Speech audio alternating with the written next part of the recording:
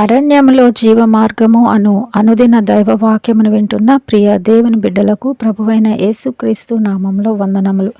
ఈ దినం దేవుని వాక్యం యెషయా గ్రంథం 51వ అధ్యాయం 12-13 వచనములు. నేనే మిమ్మును ఓదార్చువాడను, చనిపోవు నరునికి తృణమాత్రుడగు నరునికి ఎందుకు భయపడదువు? బాధపెట్టువాడు నాశనము చేయుటకు సిద్ధపడినప్పుడు వాని క్రోధమును బట్టి నిత్యము భయపడుచు ఆకాశములను వ్యాపింపచేసి భూమికి పునాదులు వేసిన యెహోవాను, నీ సృష్టికర్త అయిన యెహోవాను మరచుదువా? అవును ప్రియమైన దేవుని బిడ్డలారా, ఈ దినం దేవుడి వాక్యం ద్వారా మనతో మాట్లాడుతున్నాడు. అవును, నీకున్న శ్రమలను బట్టి, నీకున్న ఇబ్బందులను బట్టి, మరి నిత్యము నువ్వు ఎవరి చేత బాధింపబడుతున్నావో, మరి నిత్యము ఓదార్పు లేని స్థితిలో ఉన్నావో, ఈరోజు దేవుడి వాక్యం వింటున్న నీతోనే మాట్లాడుతున్నాడు. ప్రియమైన దేవుని బిడ్డ, నేనే మిమ్మును ఓదార్చువాడను.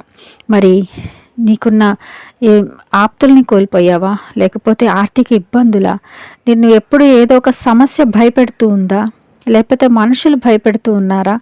దేని విషయమై ఈరోజు నీవు భయపడుతూ మనుషుల యొక్క కోపాన్ని బట్టి, లేకపోతే సమస్యలను బట్టి, నీకు ఎదురవుతున్న ఇబ్బందులను బట్టి, మరి ఆకాశములను వ్యాపించిన నిన్ను సృష్టించిన నీ దేవుడు, సృష్టికర్త అయిన దేవుణ్ణి మర్చిపోయి నిన్ను భయపెట్టు పరిస్థితులకు, భయపెట్టు మనుషులకు నీవు భయపడుతూ కృంగిపోతున్న స్థితిలో ఉన్నావా?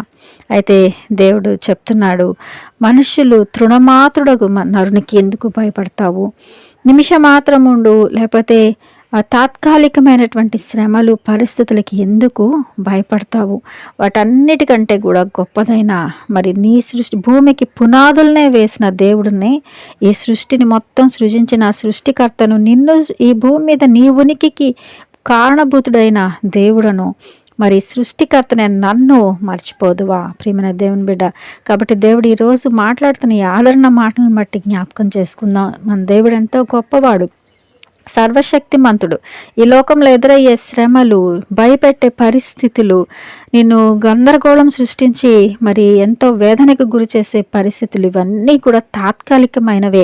ఇవన్నీ కూడా మన దేవుని ముందు చాలా చిన్నవి. దేవుని యొక్క శక్తి ముందు, ఆయన బలము ముందు, ఆయన యొక్క మరి గొప్ప మరి మహోన్నతుడు, ఆయన సర్వశక్తిమంతుడు, అంత గొప్ప బలవంతుడకు దేవుడు, ఆయన ముందు ఇవన్నీ కూడా చాలా చిన్నవి. ఇవన్నీ కూడా తృణమాత్రమైనవి.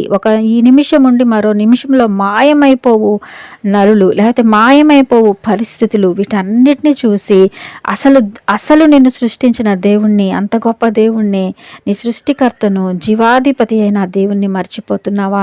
ప్రార్థన చేయడంలో విసిగిపోతున్నావా? నా సమస్యలకు పరిష్కారం లేదని, లేకపోతే నిన్ను నిత్యము భయపెడుతున్న పరిస్థితులకి భయపడిపోయి దేవుణ్ణి మర్చిపోతున్నావా? వెనుదిరిగిపోతున్నావా? నువ్వు దేవునిలోకి వచ్చి ఆయన నమ్ముకొని ఈరోజు నీకు ఎదురవుతున్న భయపెడుతున్న పరిస్థితులను చూసి మరి వెనుదిరిగిపోతున్నావా? మరలా ఒకవేళ దేవుడు ఈరోజు మరి ఒకసారి నీతో మాట్లాడుతున్నాడు, మరి ఒకసారి నిన్ను ధైర్యపరుస్తున్నాడు. ఇవన్నీ కూడా తాత్కాలికమైనవే. ఈ భూమి, ఈ ఆకాశములు ఇవన్నీ గతించిపోతాయి, కానీ నా మాటలు ఎప్పుడు గతించిపోవు. నేను ఎప్పుడు నిత్యుడగు తండ్రిని నేను కనుక, నిన్ను సృజించిన సృష్టికర్తను, ఈ భూమి మీదకి నిన్ను పంపించిన వాడను, ఈ భూమి మీద నువ్వు ఎలా జీవించాలో, నీకు ఏది అవసరమో, ఏ పరిస్థితుల నుంచి నిన్ను ఎప్పుడు బయటికి తేవాలో అన్ని సమస్తం ఎరిగిన వాడను నా మీద ఆనుకొనమని దేవుడు ఈరోజు హెచ్చరిస్తున్నాడు. ప్రియమైన దేవుని బిడ్డ, ప్రేమపూర్వకమైనటువంటి ఆదరణ మాటలతో మాట్లాడుతున్నాడు కనుక దేవునికి స్తోత్రాలు. దేవా మీకు వందనాలు ప్రభా. ఎవరైతే ఈ సమయంలో ప్రభు ఈ వాక్యం వింటున్నారో, ఆయా మనుషుల చేత బాధపడుతూ భయపడుతూ ఉన్నారో, లేకపోతే పరిస్థితులను బట్టి భయపడుతూ వాటిని చూసి ఆ బాధలో, ఆ భయం కల్పిస్తున్న పరిస్థితుల్లో అయా నిన్ను మర్చిపోయి మనుషుల్ని ఆశ్రయిస్తున్నారేమో ప్రభా, జ్ఞాపకం చేసుకొని ప్రవ్వా, ఇదిగో తండ్రి, అట్టి పరిస్థితిలో ఉన్న ప్రతి బిడ్డను మీరు ధైర్యపరిచి నాయన, అయా తండ్రి, సృష్టికర్తమైన దేవుడు, ఈ సమస్త సృష్టినే సృజించిన గొప్ప దేవుడు అని ప్రభు, నీ మీద ఆధారపడి, నీ మీద ఆనుకొని అయా నీలో కొనసాగిపోయే కృప దయచేయమని యేసయ్య అతి శ్రేష్టమైన నామంలో అడిగి వేడుకుంటున్నాం తండ్రి. ఆమెన్. Praise the lord. అందరికీ వందనములు.